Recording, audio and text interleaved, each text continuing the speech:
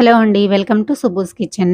ముందుగా అందరికీ అడ్వాన్స్ శ్రీ విశ్వవాసునామ ఉగాది శుభాకాంక్షలు. ఈ రోజు వీడియోలో షడ్రుచుల ఉగాది పచ్చడి ఎలా చేసుకోవాలో చూపించబోతున్నాను. ఈ పచ్చడిలో వేసుకునే 6 రుచులు ఒక్కొక్క రకంగా మన ఆరోగ్యానికి హెల్ప్ చేస్తాయి. మీరు కూడా పండగ రోజు ఇంట్లో చేసుకుని తినండి. ఎలా చేసుకోవాలో చూద్దాము.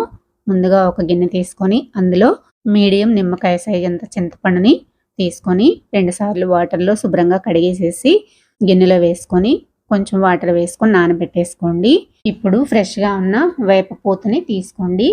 ఈ వేప పూతని కాడలు లేకుండా చివర్లో ఉన్న పూతని మాత్రమే ఇలా కట్ చేసుకోండి. చూసారు కదా, ఈ విధంగా పూతని కట్ చేసుకున్న తర్వాత ఇప్పుడు కొంచెం వాటర్ తీసుకొని వాటర్లో 2-3 సార్లు శుభ్రంగా కడిగేసుకున్నామంటే పూతలో ఉన్న డస్ట్ అంతా పోతుంది. చూసారు కదా, ఈ విధంగా కడిగేసుకున్న తర్వాత ఇప్పుడు ఈ పూతను తీసి ఒక ప్లేట్లోకి అయితే పెట్టేసుకున్నాను. నేను తీసుకున్న చింతపండు క్వాంటిటీకి నాకు ఇంత పూత అయితే సరిపోతుంది. మీరు తీసుకున్న క్వాంటిటీని బట్టి మీరు వేసుకోండి. ఇవి ఈ ఉగాది పచ్చడిలో వాడే 6 రకాల పదార్థాలు. ఒగరు కోసము మామిడి పిండిని తీసుకుని ముక్కలుగా కట్ చేసి పెట్టుకున్నాను. చేదు కోసం వేప పూత, అలానే తీపి కోసం అరటిపండు, మీరు బెల్లం కూడా వాడుకోవచ్చు. కారం కోసం మిరియాల పౌడరు, కారాన్ని కూడా వాడుకోవచ్చు. అలానే పులుపు కోసం చింతపండు, అలానే ఉప్పు. నేనైతే సాల్ట్ని తీసుకున్నాను, మీరు కల్లుప్పును కూడా వాడుకోవచ్చు. ఇలా 6 రకాల రుచుల కోసం 6 రకాల పదార్థాలని తీసుకున్నాను. ఇప్పుడు ముందుగా నానబెట్టేసుకున్నాం కదా, ఆ చింతపండు నుంచి చింతపండు గుజ్జుని తీసుకున్నాము.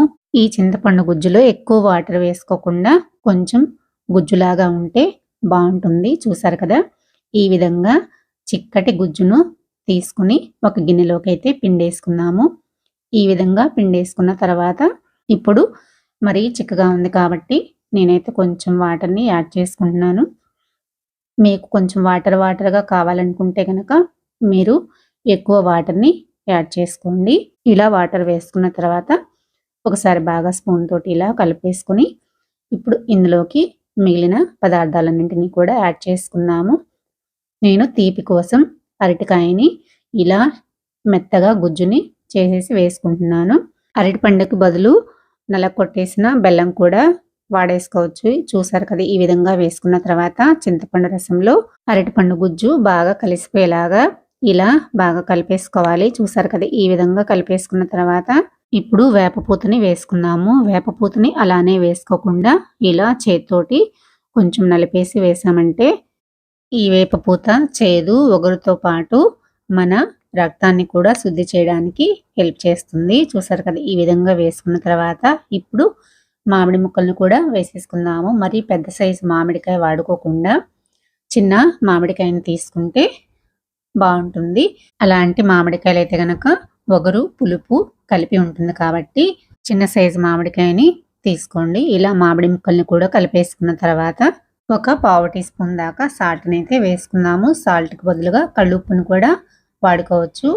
అలానే మిరియాల పౌడర్ ఒక పావు టీ స్పూన్ వేసుకుంటున్నాను. మిరియాలకు బదులుగా కారాన్ని కూడా వేసుకోవచ్చు. ఇలా వేసుకున్న తర్వాత ఒకసారి బాగా కలిపేసుకున్నామంటే మనకి ఉగాది పచ్చడి రెడీ అయిపోతుంది. ఈ పచ్చడిలో వేసుకుని ఒక్కొక్క రుచి ఒక్కొక్క రకంగా మన ఆరోగ్యానికి హెల్ప్ చేస్తుంది. మనకి రోగ నిరోధక శక్తిని పెంచడానికి ఉపయోగపడుతుంది. మీరు కూడా తప్పకుండా ఇలా ఇంట్లో పండుగ రోజు చేసుకోండి. మరోసారి ఉగాది శుభాకాంక్షలతో అందరూ బాగుండాలని కోరుకుంటూ మరో వీడియోతో మళ్ళీ కలుద్దాం. నా వీడియో నచ్చితే లైక్ చేయండి, సబ్స్క్రైబ్ చేయండి, షేర్ చేయండి. Thanks for watching.